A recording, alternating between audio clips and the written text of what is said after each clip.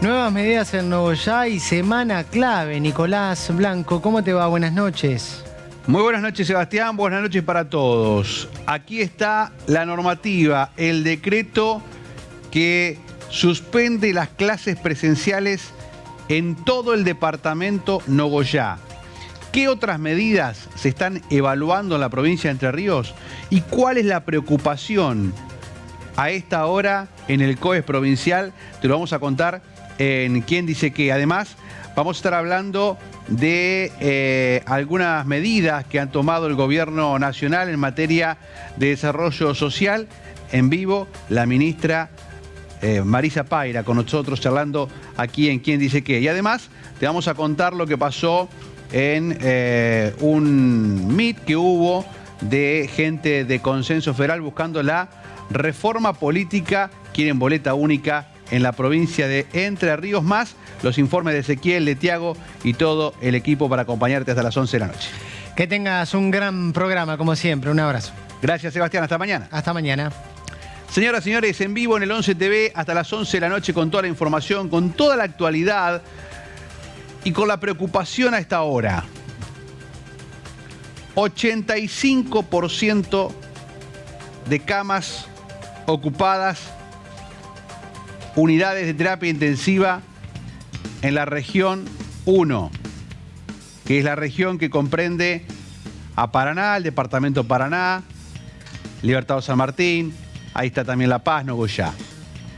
Concordia llegó al 90%. El promedio en la provincia está arriba del 80% de ocupaciones de camas UTI. Esto significa que el sistema sanitario de la provincia de Entre Ríos está en alarma epidemiológica. Más del 70% la situación es crítica. Más del 80% la situación es de alarma en el sistema sanitario. Así está la provincia de Entre Ríos en el día de hoy, con los casos que ustedes vieron, 925 el día sábado. ¿Me acompañan? ¿Sí? Así vamos observando juntos cuál es la realidad que nos toca vivir. Todos los lunes te lo contamos acá, te lo mostramos y son algunos de los temas que después se van analizando a la semana. Nogoyá tomó medidas. ¿Por qué? Porque no hay camas para atender el grado de complejidad que tiene el Hospital San Blas. Desde mañana, atención, acá está el decreto, desde mañana suspenden las clases en todo el departamento Nogoyá. Ya ocurrió en Basavilbaso, se suma mañana el departamento Nogoyá. Acá la medida está en el decreto que tenemos en nuestras manos. El decreto 1082, visto la petición formulada por el presidente municipal de la ciudad de Nogoyá, Rafael Cabaña, y el Comité de Emergencia Sanitaria de Nogoyá, el COES de Nogoyá, pide a la provincia que al estar el Sistema Nacional de Vigilancia, en las unidades críticas, la clasificación en alto riesgo, Nogoyá está en alto riesgo, piden tomar más medidas, Hablan de 103 casos en los últimos 14 días y 130 casos en el periodo anterior. Eso significa que aumentaron los casos en los últimos 15 días y el decreto establece que se suspenden las clases presenciales en todos los niveles educativos en el departamento Nogoyá desde este martes 18 de mayo hasta el día viernes 21 de mayo, inclusive periodo de tiempo en el que la modalidad de enseñanza será de forma virtual. Virtual entonces en Nogoyá. Hay alarma epidemiológica. Cuando Entre Ríos supera el 80% de camas de terapia intensiva, cosa que está ocurriendo este lunes, estamos en alarma epidemiológica. ¿Se entiende cuando hablamos de alarma epidemiológica en el sistema sanitario? Los números están en rojo de razón y de incidencia, y las camas están que arden, como dice la canción, porque no hay camas. Quedan apenas decenas de camas, 40 y pico, 50 camas, más o menos. Estoy redondeando el número, pero para que se entienda, esto es lo que está pasando. Además de las clases suspendidas en el departamento de Nogoyá, hay preocupación en Concordia. Concordia llegó al 90-95% de camas UTI, ahora bajó al 90%, estuvo en el 95%. Concordia, el COES, esta semana quiere tomar medidas. Quieren sancionar a las fiestas clandestinas, no dan más. 200 actas labraron las fuerzas de seguridad para que la justicia federal algún día imponga una multa. ¿Dónde están los intendentes y los consejos deliberantes, que son los que tienen que aplicar sanciones a quienes incumplen la normativa vigente? Multa económica, como hizo Neuquén. En Neuquén van a una fiesta clandestina, lo informan a usted, dice Nicolás Blanco estuvo en una fiesta clandestina, Nicolás Blanco tiene que pagar 25.000 pesos. Esa es la multa a los que son identificados en las fiestas clandestinas. Acá son identificados y algún día lo va a llamar la justicia. ¿Y de quién depende? De los intendentes que pongan una multa, o la provincia que tenía un borrador. La provincia tenía un borrador de las multas. Bueno, aplíquenle una multa económica, porque es la única forma de parar con las fiestas clandestinas. Porque si no, el esfuerzo que hace usted, señora, que aunque tenga una vacuna, una dosis no sale, el esfuerzo que hace usted, señor, que también le cuesta y dice, no quiero salir, no quiero reunirme, tengo el cumpleaños de mi nieto, no quiero ir porque no quiero exponerme. Usted que tiene sus hijos dice, no, chicos, cuidado, no salgan. Y estos tipos siguen de clandestina. 200 actas labraron este fin de semana, más de 30 fiestas en toda la provincia. Concordia está con 90% camas UTI. Bueno, repaso. Y miren Santa Fe. Atención Santa Fe. Esto pasa acá al lado. Rosario, Santa Fe Ciudad y Rafaela están sin camas de terapia intensiva. Sin camas de terapia intensiva, no hay camas. ¿Y saben qué? Desde mañana es el último día de clases presenciales. A partir del miércoles se terminan las clases presenciales en la provincia de Santa Fe. Lo dio a conocer la gobernación hace un rato nada más. Esto es información de último momento. Santa Fe para las clases presenciales. Estamos en alarma epidemiológica en la provincia de Entre Ríos. ¿Qué más se va a esperar? ACMER de Concordia se va a pedir que paren las clases presenciales también. Si el contagio no es adentro de la escuela, es el movimiento de gente, la circulación de gente hace que circule el virus. Eso todavía no lo entendimos, a 1 año y pico de pandemia. Entonces, repito eso. Y lo último, y ya voy a hablar con los protagonistas, a ver si podemos ver. Lo saludo al Flaco primero. Flaco, buen día, buenas tardes, buenas noches, Flaco. Lo veo todo el día al Flaco. Ezequiel, ¿cómo estás? Buenas noches. ¿Qué tal? Buenas noches, Nicolás. Acompáñame con las placas estas. Dale. Acompáñame con las placas estas, que son las placas que muestran la incidencia en Entre Ríos y la razón, que son los números en rojo. Acá tenés actualizado esto, ¿eh? Esto es hasta hoy, ¿no?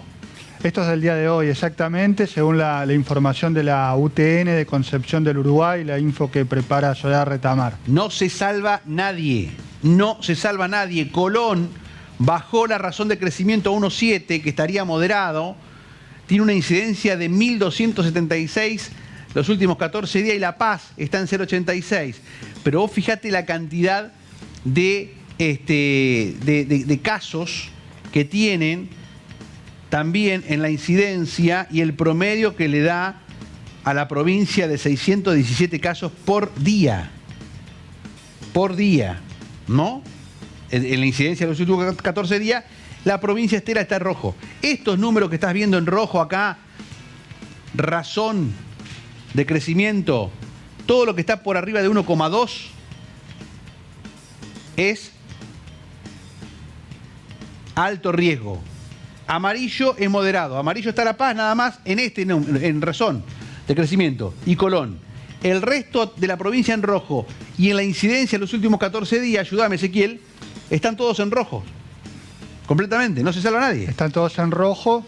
El tope es, en este caso, 250. Estaba en 150 esto. 150, 150 perdón. están todos pasadísimos. Y están todos muy por encima de la incidencia acumulada en los últimos 14 días. Ahora te pregunto a vos, ¿qué más hay que hacer? Restricciones no va a haber más, a no ser que la tome Nación. Te pregunto. Bueno, evidentemente se está dentro de los márgenes todavía de alto riesgo, más no de alerta, un poco por los números y otro tanto por la cantidad de habitantes de nuestras ciudades, ¿verdad? Claro, pero vos fíjate que los parámetros que dijo el presidente eran razón de crecimiento, incidencia en los últimos 14 días, más ocupación UTI, que está en el 80% de la provincia. No sé qué más vamos a esperar. La verdad, yo no sé qué vamos a esperar. Y el otro día yo lo hablé con los hoteleros y gastronómicos que se quejaron por el feriado puente que le sacaron el 24 de mayo. Señores, hay que parar todo. No entienden. Hay que parar todo. 10 días, 14 días hasta que bajen los contagios. Si no, no hay... ir con multas económicas a los que están en la clandestina. La verdad, otra cosa no se me ocurre. ¿Tenés información? ¿Hay reuniones? ¿Los intendentes están preocupados? Me dijiste. Bueno, hay por supuesto reuniones de intendentes, reuniones de funcionarios, Nicolás, en este sentido. Ayer habló el presidente de la República, Alberto Fernández, y marcó un poco lo que se sabe, pero lo reiteró en la previa de lo que va a ser un nuevo decreto sin aval del Congreso, porque todavía no marcha, un nuevo decreto de restricciones a partir del sábado de esta semana. Lo único que tengo a mano es parar la circulación, fue lo que dijo el presidente Fernández. Totalmente. ¿Les paso un dato? ¿Sí? Paso un dato que me acaba de llegar. Yo le dije más o menos 85%, cuando empezó el programa hace 14 minutos, 85% en la región de Paraná, de camas UTI. Bueno, mientras hablé con ustedes 14 minutos, ingresaron más pacientes a los hospitales y a los centros donde hay camas libres de terapia intensiva. ¿Está? Acá tenés. Para que vean que decimos la información como está. Esto era al mediodía. Fíjate lo que es Paraná ciudad. 86,2%. Solamente quedan 12 camas disponibles. La región 1 es Paraná más otros lugares, otros departamentos. Acá entra La Paz, Nogoyá, 87%. ¿Me explico? ¿Sí? Total provincial, 80,6%. Estamos arriba del 80%, que es lo que le dije al principio. 80,6%. Al mediodía era esto. Y me dicen que hace unos minutos estaba ingresando gente a terapia intensiva en Entre Ríos. Hay que parar la pelota. Hay que parar todo. Una semana, 10 días, 2 semanas, pero hay que parar todo. A los que decían, no, que las clases, los chicos no se contagian dentro de la escuela. Pero el movimiento y la circulación hace que se contagian. No voy a revelar la fuente, pero hoy en algunas escuelas estaban notificando a los chicos que por favor los controlen los padres en la casa porque mandan los hijos con fiebre a la escuela. Llegan a la puerta de la escuela y lo agarran con 37 y pico. Una notita a los padres diciéndole controlen a sus hijos que van con tos a la escuela. Los mandan como si nada porque hay que mandarlos. Estamos en una pandemia. Perdón, 10-16, 22-16 la República Argentina. La verdad que me preocupa. Y mucho lo que está pasando.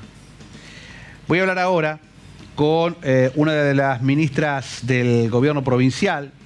Vamos a hablar de un área muy sensible en esta época que tiene que ver con el desarrollo social. Nos atiende la ministra Marisa Paira. Nicolás Blanco la saluda en Canal 11. ¿Cómo le va, ministra? Buenas noches. Buenas noches, Nicolás, ¿cómo le va? Buenas noches a toda la audiencia. Yo estoy muy preocupado, ministra.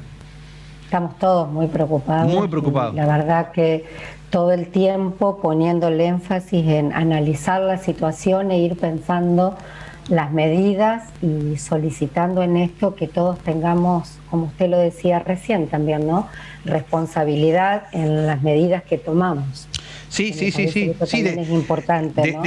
Desde los distintos lugares que nos toca en esto, ¿no? Sí, no, por supuesto. A ver, ¿de qué sirve que usted se cuide, que yo me cuide, si después se van y hacen fiestas clandestinas, y van y se juntan a jugar un picado, y mucha gente hace el esfuerzo, y lamentablemente hay otra gente que parece que no se enteró que estamos en pandemia?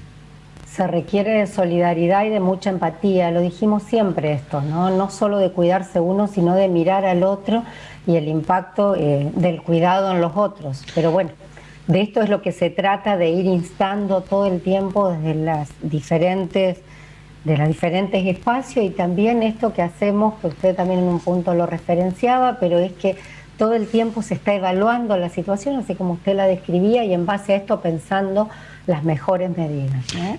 Ministra, se juntaron hace unos días lo que es el Consejo Federal de Argentina contra el Hambre, encabezado por el ministro Arroyo. Estuvo usted participando.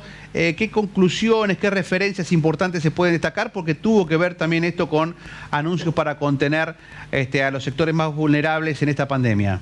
Sí, estuvo el señor presidente también, en el cual se hizo un análisis que ya se venía marcando de los datos que tenemos de la situación social actual, lo cual es preocupante para todos, y la necesidad de poder reforzar fundamentalmente en este momento, como se marcó al principio, ¿no? Los que más necesitan, y esto es en la política alimentaria.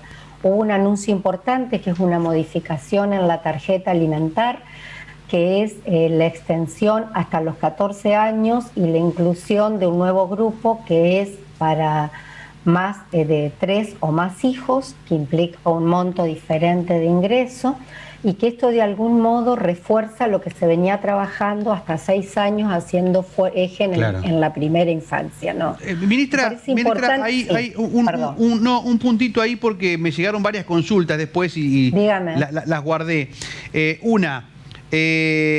Las madres de más de 7 hijos no entran acá. Porque ellas ya... Las madres de más de 7 hijos en esta ingresarían, van a precisar ahora el ingreso cómo se da, pero ingresan las madres de 7 hijos, no tienen tarjeta, entonces lo van a percibir en el mismo sistema que perciben la pensión. Igualmente, quien cobra la asignación universal hoy y no tiene la tarjeta alimentar porque sus hijos tienen más de 6 años, 9 años, lo va a percibir con la asignación, en el mismo medio de pago de la asignación, ¿sí? Bien, eso me parece importante. Quien tiene la tarjeta, lo percibe en la tarjeta. ¿Y eso lo cobraría en el tercer viernes? Sí, no nos han confirmado la fecha de pago, por eso nosotros hemos sido muy cuidadosos todavía en no informarlo. Apenas tengamos esta información la vamos a transmitir y se va a estar informando. ¿Y qué universo tenemos? Es importante que la gente sepa que no tiene que tramitar nada, porque esto surge del cruce de los datos con el ANSES. Nosotros teníamos aproximadamente 45.000 tarjetas alimentarias en la provincia.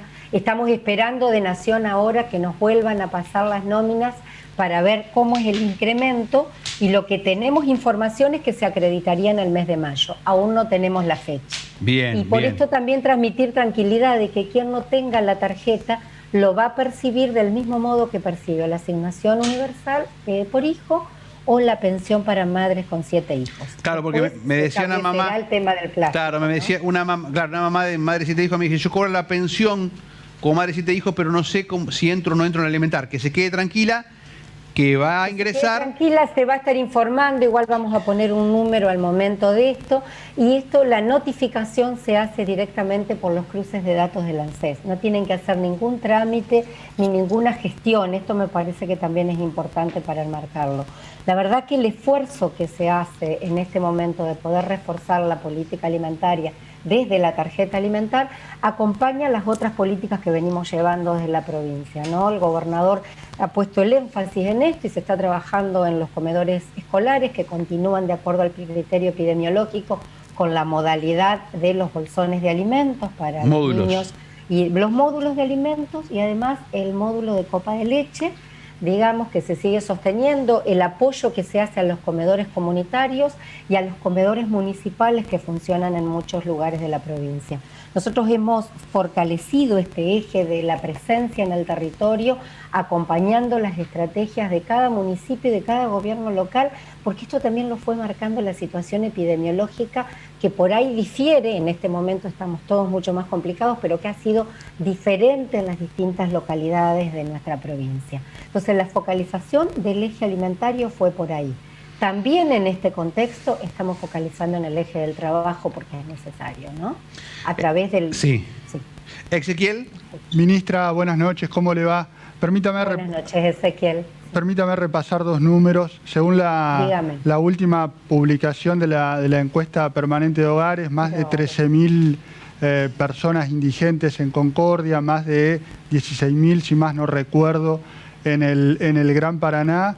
Conversaba hasta la semana pasada continuamente con referentes de comedores, de merenderos, etcétera, y lo que marcan es que la falencia, la necesidad de comida es cada vez más evidente. Usted, bueno, marcaba el reforzar la alimentar, asistir en los comedores, pero lo que transmiten es que sigue siendo muy constante y creciente la demanda de alimentos secos, sí, que son en general los que se entregan en los módulos.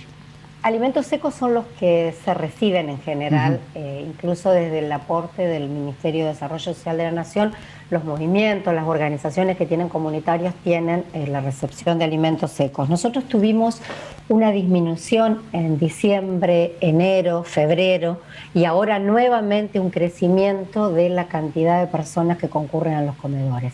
Por eso digo, el marco de la tarjeta alimentar va a cubrir un amplio sector de la población en esto porque alcanza hasta las familias con niños y niñas que perciben la UH de 14 años, que refuerza lo que además se viene asistiendo, cubriendo desde los comedores escolares. Este es un punto. Y también en ese sentido nosotros hemos comenzado a reforzar a través de las tarjetas los comedores comunitarios, que son más de 600 en toda la provincia, que también reciben aportes de Nación. Recordemos que hace muy poco Nación comenzó el Registro Nacional de Comedores Comunitarios y en base a esto intenta poder ir dando respuestas en estos puntos también, ¿no?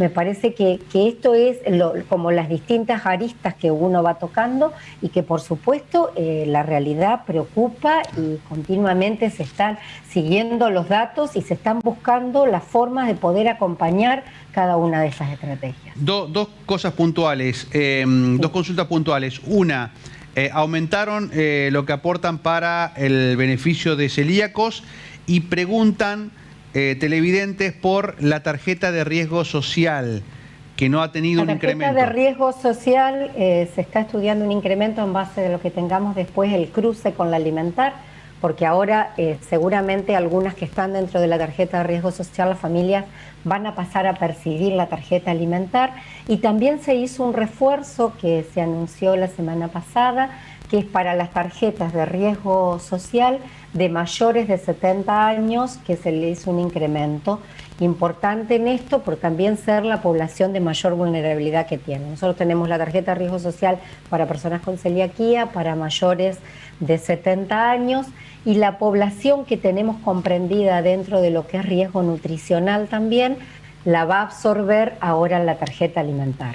La semana pasada también estuvieron recorriendo con el gobernador Bordet las cooperativas que ya están trabajando la producción de las frazadas de manos entrerrianas que van a ser distribuidas entre la gente también de escasos recursos. Sí, pero además de fortalecer para poder cubrir las necesidades en esto, pero vuelvo a lo mismo, fortalecer el eje del trabajo. Fortalecer el eje del trabajo también impacta en lo alimentario y en las diferentes órdenes, ¿no?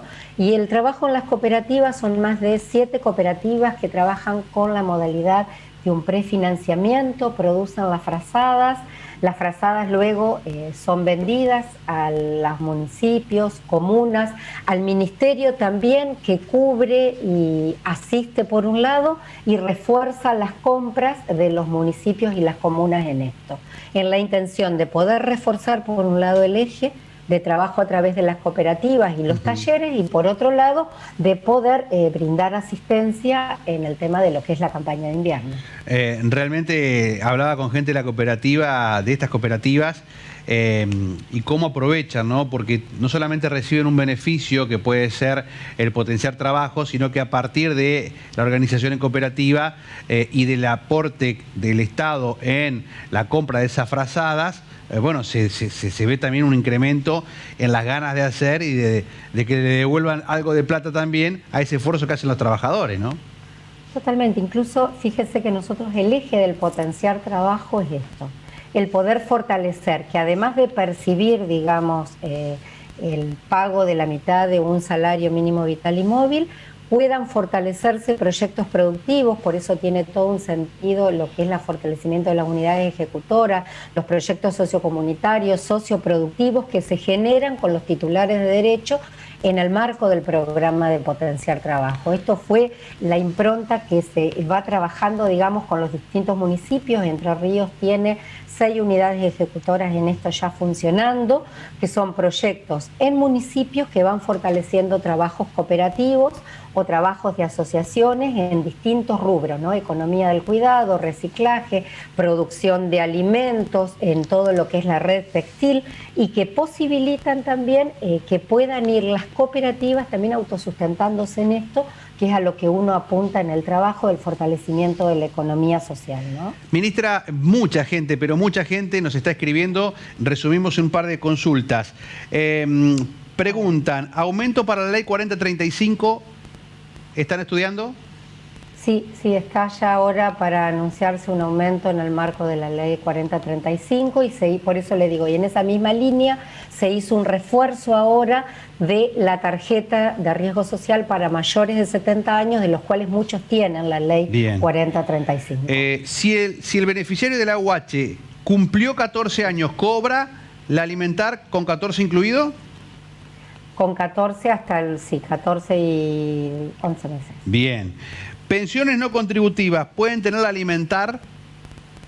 No, eso es lo que no estamos. Ahora hay que ver con el tema de la madre con 7 hijos, pero hasta ahora no. Bien, y la pensión... Para tener claridad igualmente lo vamos a informar cuando tengamos ese dato. Y la última... Pero por ejemplo, la tarjeta, digamos, la población que cobra la 4035 no tiene el tema de la alimentar. Bien, ¿y para personas que tienen pensión por discapacidad? Para personas que tienen pensión con discapacidad, si están percibiendo la UH, sí. Ajá. Lo que marca, digamos, el eje de la tarjeta alimentar, y por eso no se requiere de un trámite y se hace directamente de cruces de datos con el ANSES, es el percibir la asignación universal por la UH. Bien. Por embarazo o por discapacidad, a partir del 3er mes por embarazo o por hijo. ¿Dónde se puede pedir la tarjeta, entiendo que es de riesgo social para celíacos? La tarjeta de riesgo social se puede tramitar en el municipio, en cualquiera de las localidades del interior, juntas o comunas, o a través de la Subsecretaría de Políticas Alimentarias, que depende del Ministerio de Desarrollo Social. Ministra, muchísimas gracias por atendernos realmente hasta ahora y por hacernos este panorama, este pantallazo de lo que está pasando con lo que hablábamos al principio, de lo que es el Consejo Federal Argentina contra el Hambre, pero también de todas estas políticas que se vienen aplicando en la provincia de Entre Ríos. Bueno, muchísimas gracias a ustedes por el espacio. Muchas gracias. La ministra de Desarrollo Social de la provincia de Entre Ríos, la vieron, la escucharon, Marisa Paira, contestando también todas las requisitorias de todos ustedes, refería fundamentalmente a esto, ¿no? Las dudas por la tarjeta alimentar, que acaba de decir, cómo es el cruce de información, todos les va a llegar que tienen hijos con la UH a la tarjeta que ya tenían para poder cobrar, y cuándo se va a depositar, entendiendo que podría ser el tercer viernes, o venía siendo el tercer viernes de cada mes, se va a informar oportunamente. 22:31, estamos en vivo hasta las 11 de la noche, ahora hacemos la primera pausa y ya venimos con más ¿Quién dice qué?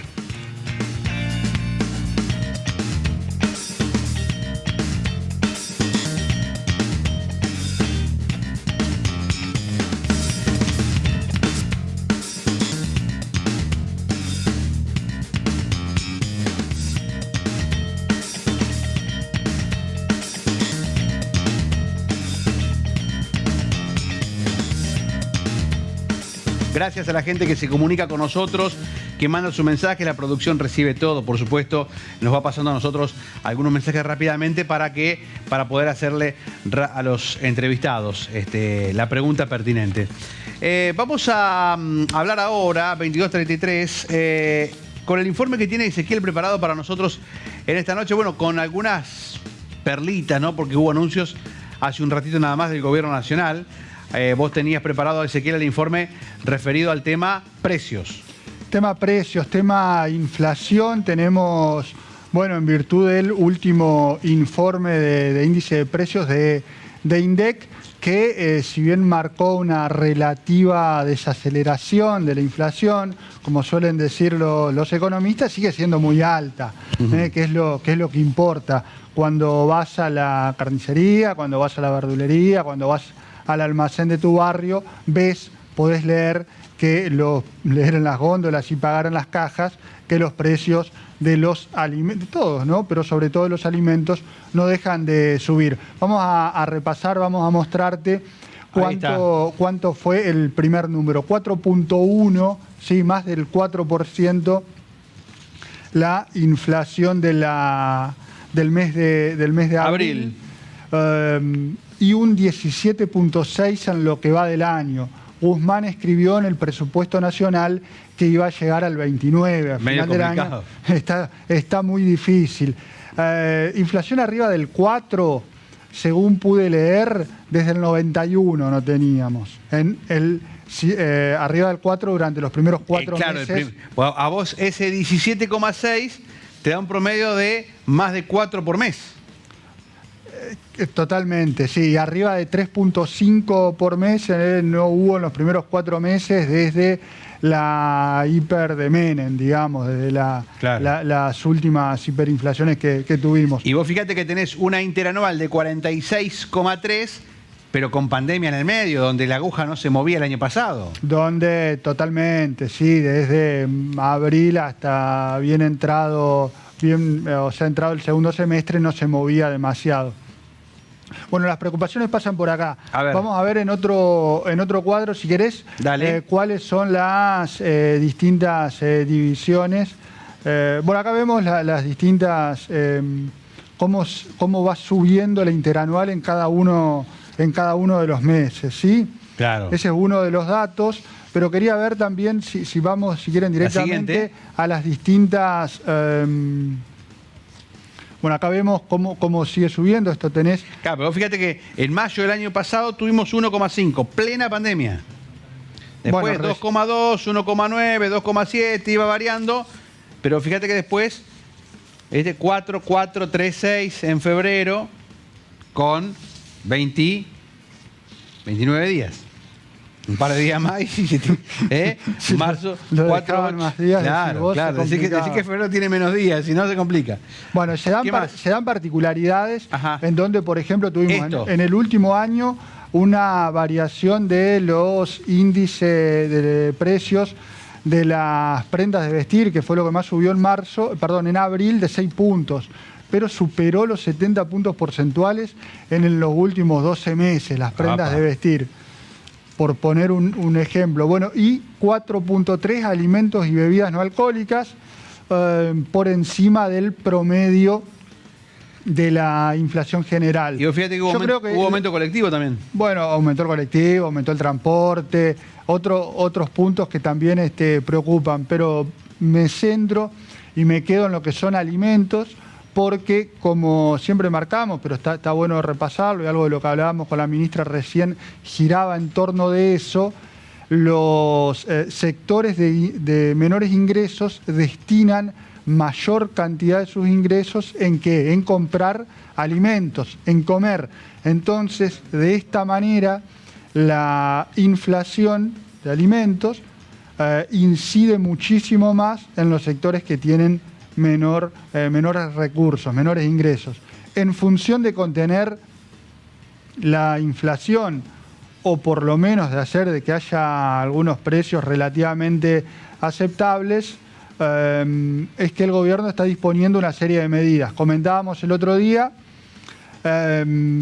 mercados federales, acuerdos de precio, etcétera. Bueno, ahora para corregir distorsiones, eso anunciado, está en la portada ya del 11Com. La suspensión por 30 días. Cierra o suspende por 30 días las exportaciones de carne vacuna. ¿Sí? Esa es la última noticia, la última medida del gobierno nacional en función de tratar de contener precios. ¿Funciona cerrar exportaciones? Y funciona en el corto plazo, seguro. Sí. Porque tenés mayor oferta. A la larga habrá que ver. La medida se tomó no por 30, sino por 180 días en el 2006, en la presidencia de Néstor Kirchner. ¿Sirvió? Se sacrificaron 10 millones de cabezas de ganado en el país y los precios, si bien bajan en el primer momento, luego, por supuesto, como hay menor oferta, vuelven a subir. Anunciaron 30 días, habrá que ver mañana qué es lo que pasa y qué sucede en el devenir de los próximos 30 días. Bueno, ahí está, la información de Ezequiel con los datos, algunos datos que vos conocías, que te los mostramos con estas placas de la inflación, y con esta, la última noticia del día, que es la suspensión por 30 días de la exportación de carne vacuna a Argentina. Esta medida que está orientada a contener la presión sobre los precios que se vienen registrando en los últimos meses, dice el gobierno. Buscan reordenar el mercado, es lo que dicen desde el gobierno nacional.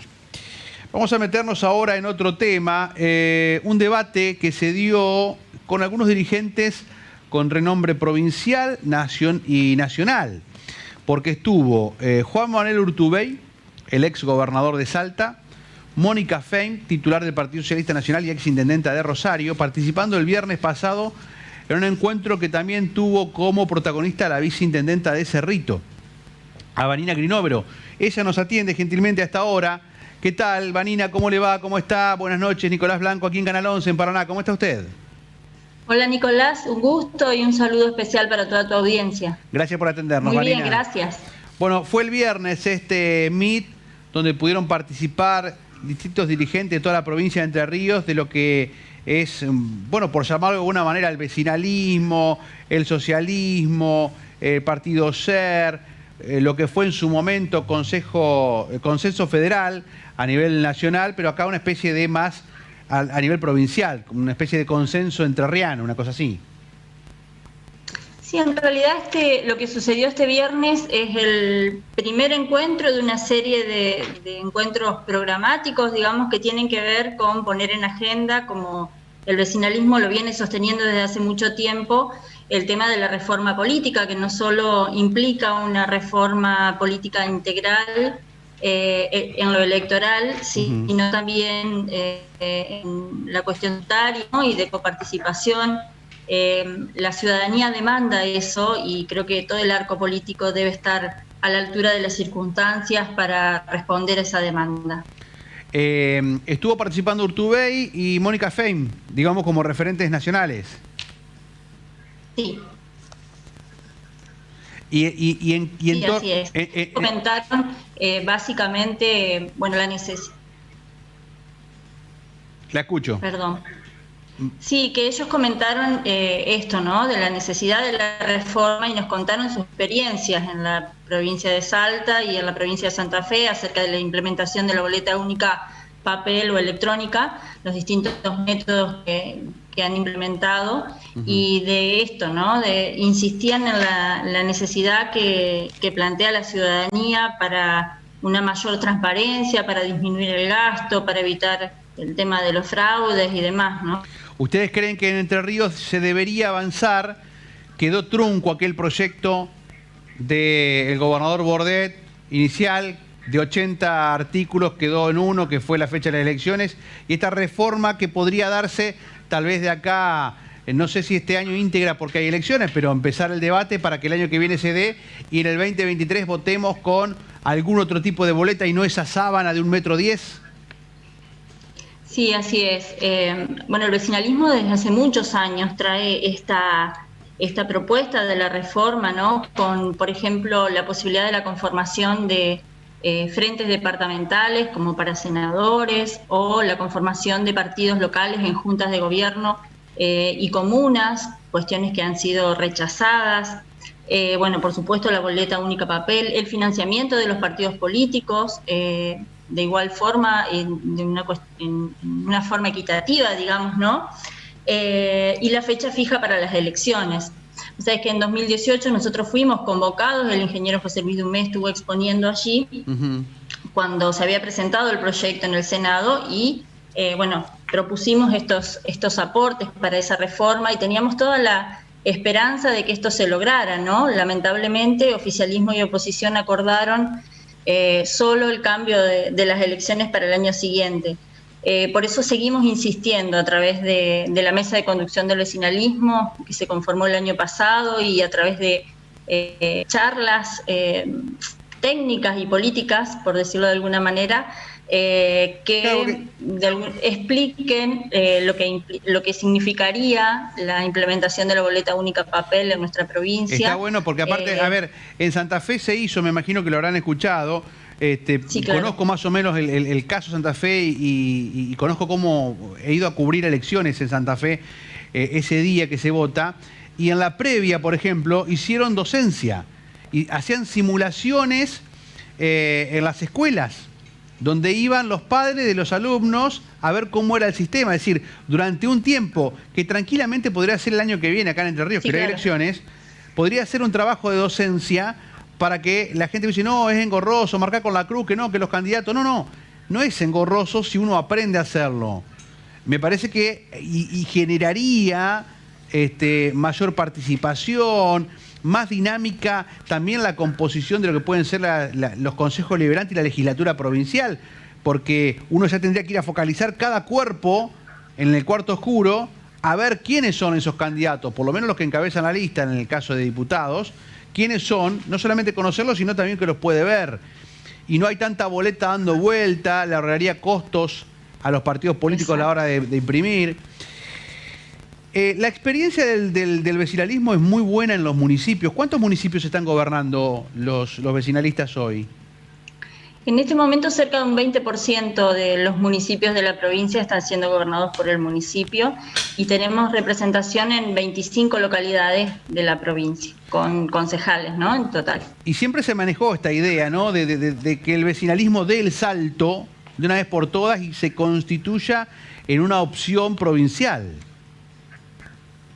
Bueno, creemos que sí, que hay, digamos, un alto porcentaje de dirigentes que tienen una trayectoria intachable en la función pública y como políticos al frente de sus comunidades, que están en condiciones de hacerlo, pero uno de los objetivos fundamentales, y que ya lo mencioné hace un rato, tiene que ver con esto, Nicolás, y que es la conformación de partidos en juntas de gobiernos y comunas. De alguna manera, el hecho de que el vecinalismo no pueda tener dirigentes en esas localidades coarta la democracia en nuestra provincia. Entonces, esas dos puntas son las que nos han de alguna manera impulsado a la creación de un partido provincial. ¿Y ese es el camino? Ese es el camino por ahora. ¿Con alguna posibilidad o alguna expectativa de llegar a alguna conformación u opción para este octubre? No. Nuestro objetivo está, digamos, centrado en 2023 para difundir precisamente cuáles son los principios de este nuevo partido provincial. Y trabajar tranquilos para que la gente nos conozca y sepa más de la amplia trayectoria de los dirigentes y que los dirigentes en las juntas de gobierno y comunas tengan tiempo, digamos, también para prepararse, ¿no?, para 2023. Y presentarse como tercera opción a lo que ya conocemos. Por supuesto. Vanina Grinóvero, hoy por hoy no tienen esa posibilidad. No, claro, por eso decía, presentarse como opción real al bipartidismo que está planteado entre el Frente de Todos y Juntos por el Cambio. Vanina Grinóvero, gracias por atendernos. No, gracias a ustedes por el espacio, ha sido un gusto. Gracias. La viceintendenta... A disposición. No, por favor. Gracias. La viceintendenta de Cerrito, ustedes la oían, ¿no? Buscan formar una tercera opción de cara al 2023. Ese es el objetivo. Por ahora, octubre no. Dice que quieren trabajar más tranquilo, más allá de que dentro del espacio hay gente que piensa en octubre. No en el caso de ella, por ejemplo, por ahora que tiene su función de viceintendenta en la ciudad de Cerrito. Hacemos la pausa y ya viene Tiago Romero con un informe policial. ¿Qué pasó con una causa de estas personas que encontraron con droga en Corrientes? La actualización de esa información y mucho más.